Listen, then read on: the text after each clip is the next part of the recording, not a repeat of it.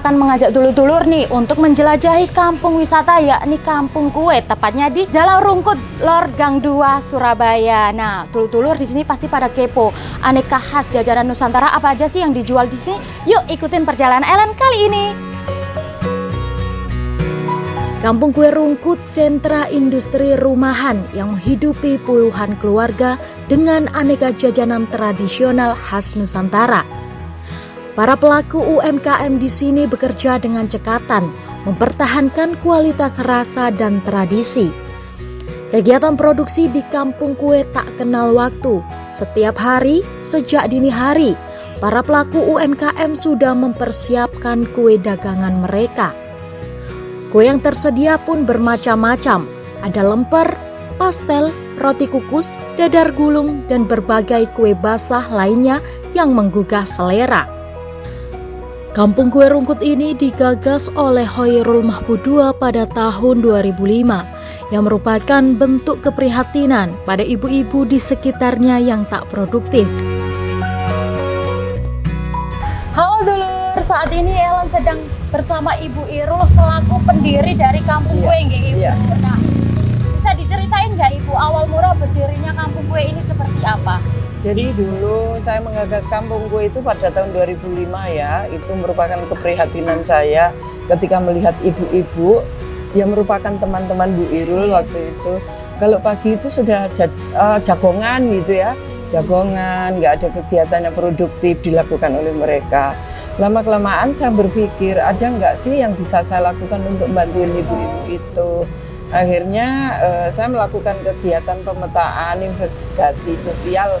Itulah kecil-kecilan, apa sih yang bisa dikembangkan, yang bisa bantuin ibu-ibu.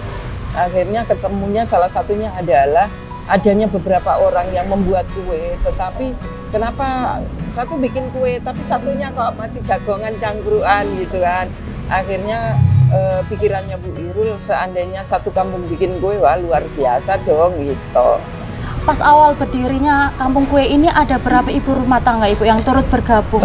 Kalau dulu yang sudah beberapa orang itu mungkin ya sekitar 5 atau berapa ya. Kemudian untuk ibu-ibu yang membuat kue yang baru itu kemudian Bu Irul menyebar semacam kelipingan koran yang memuat tentang resep-resep.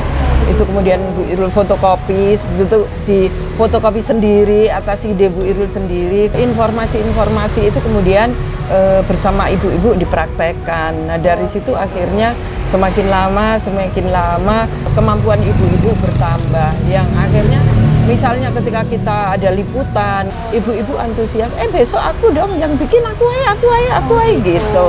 Akhirnya dari proses semacam itu akhirnya lama-kelamaan orang yang membuat kue menjadi bertambah. Junari, salah satu pedagang di Kampung Kue Rungkut.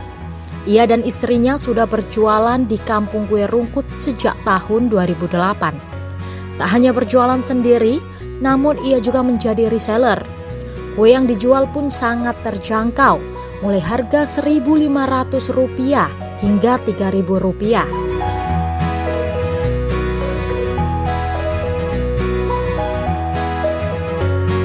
Di sini aneka jajanannya apa saja Bapak? Kayaknya macam-macam. Mulai 1 Rp kan. Oh, gitu semua. Ada yang naruh ini. Start harga mulai dari berapa sampai berapa Bapak? 500 sampai. Selama perjualan, kira-kira tantangan terbesar Bapak menghadapi perjualan dan berdagang saat itu apa? Dulu masih itu kan agak susah. Misalkan banyak orang nggak boleh jual. Kalau selanjutnya nggak ada masalah. Tapi alhamdulillah sekarang sudah tidak COVID lagi, bisa kembali seperti semula dan banyak pengunjung juga sudah kesini ya Bapak.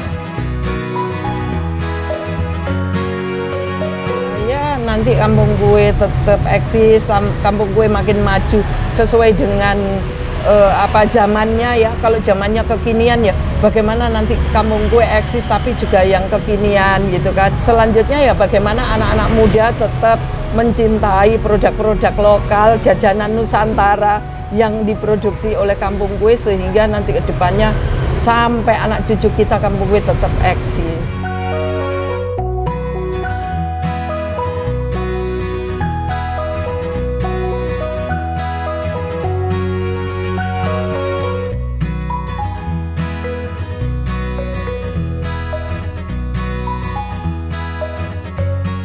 Dari dapur kecil yang ada di kampung ini, semangat para pelaku UMKM yang ada di sini terus menyala. Kampung Kue Rungkut Surabaya bukan hanya tempat produksi, tapi juga simbol kemandirian bagi ekonomi masyarakat.